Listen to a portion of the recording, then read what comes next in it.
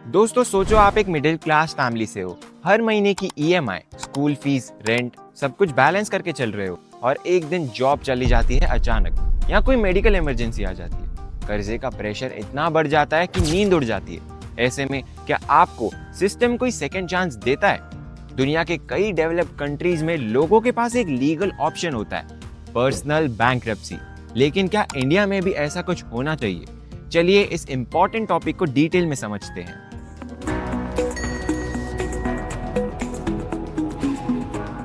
नमस्कार दोस्तों, स्वागत है आपका लॉयर पैनल पर। इंडिया में फाइनेंशियल फ्रीडम एक ड्रीम है, लेकिन रियलिटी ये है कि लैक्स ऑफ इंडिविजुअल्स कर्जे के जाल में फंस चुके हैं। Easy EMIs, credit cards, personal loans, financial products तो एक्सेसिबल हो गए हैं, लेकिन उनके रिस्क के लिए लोग तैयार नहीं होते। और जब सिचुएशन हाथ से निकल जाती है तो इंडिया के सिस्टम में उनके पास कोई क्लियर एग्जिट नहीं होता।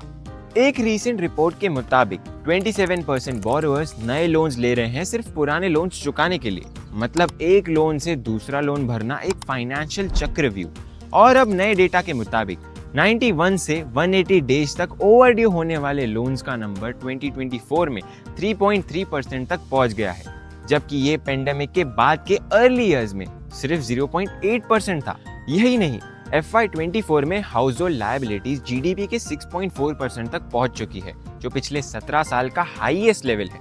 हाउस होल्ड डेट 37.9% से बढ़कर 41% ऑफ जीडीपी हो चुका है FY24 में, और FY25 के पहले हाफ में ये 43.5% तक पहुंच गया है। ये क्लियरली दिखाता है कि फाइनेंशियल स्ट्रेस किस लेवल पर पहुंच गया है। क्या आपको पता है इंडिया का insolvency and bankruptcy code IBC 2016 में आया था, लेकिन मेजरली कॉर्पोरेट्स के लिए था।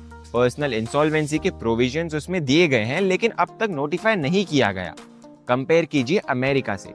वहां अगर कोई इंसान कर्जे में डूब गया है तो चैप्टर 17 या 13 बैंक्रप्सी फाइल करके अपनी डेट को लीगली रीस्ट्रक्चर या एलिमिनेट कर सकता है। उनको कोर्ट से प्रोटेक्शन मिलता है, एसेट्स इवैल्यूएट होती है और फ्रेश स्टार्ट मिलता है। ये सिस्टम सिर्फ उनकी नहीं, क्रेडिटर्स की भी मदद करता है और इकोनॉमी में ट्रस्ट बनाता है। इंडिया जैसी इकोनॉमी जहां नॉन हाउसिंग डेट भी रैपिडली से बढ़ रहा है, FY25 के Q2 तक ये जीडीपी का 32.3% तक पहुंच चुका है, वहां एक पर्सनल बैंक्रप्सी फ्रेमवर्क होना और भी जरूरी हो जाता है। सोचिए, एक स्टूडेंट एजुकेशन लोन लेकर जॉब नहीं ढूंढ पाया, या एक फ्रीलांसर का बिजनेस क्रैश हो गया।